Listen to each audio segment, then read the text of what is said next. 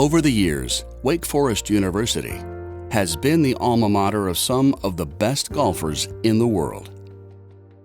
They've played home to such men as Jay Haas, Curtis Strange, Scott Hoke, Bill Haas, Arnold Palmer, and our very own John Gerring.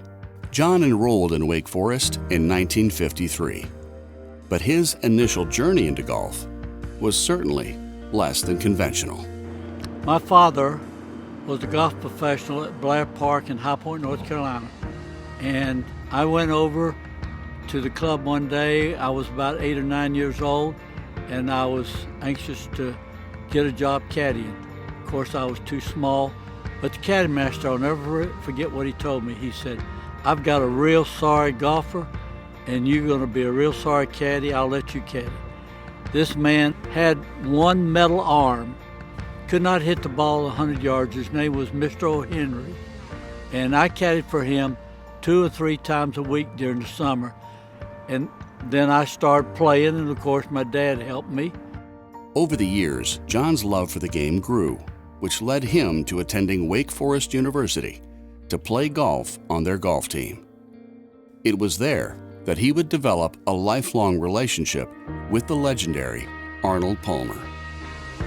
When I was at Wake Forest, a freshman, Arnold asked me to go with him to Raleigh and play in a money match, which I had no business doing.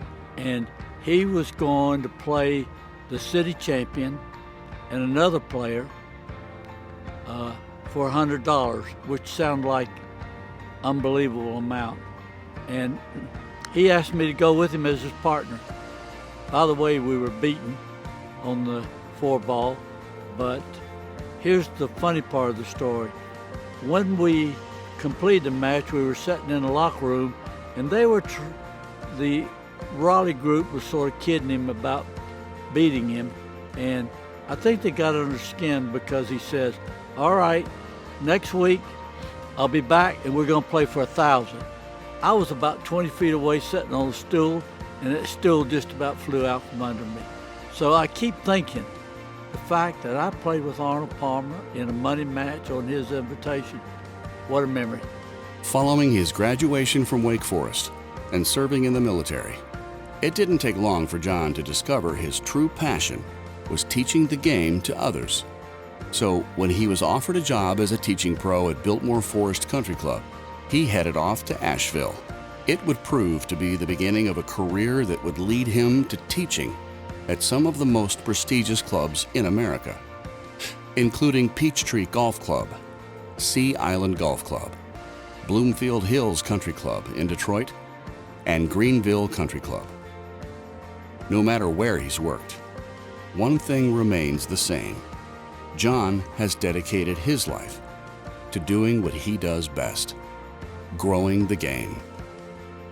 I always thought John's greatest talent was growing the game. And every club John was at, he basically grew the game at that club, and he got the members excited about it, and he got more people playing golf.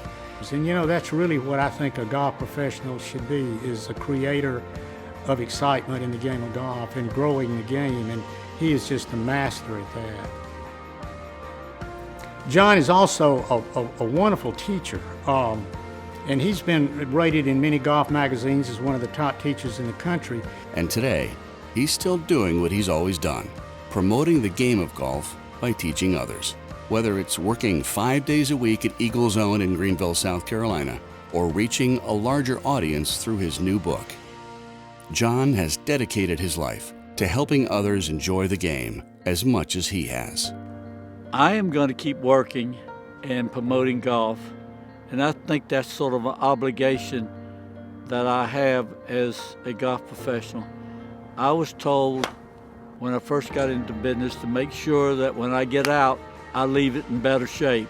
And I want to continue to work to pay back the people who put up with me.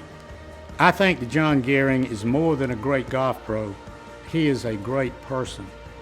And that's, I think, the highest compliment I could pay anybody. And John is a wonderful person, and I am so excited for John that he'll be entering the Carolinas Golf Hall of Fame, and I can't think of anybody that's more deserving of that honor. And I sincerely think that he's one of the greatest golf professionals in America today.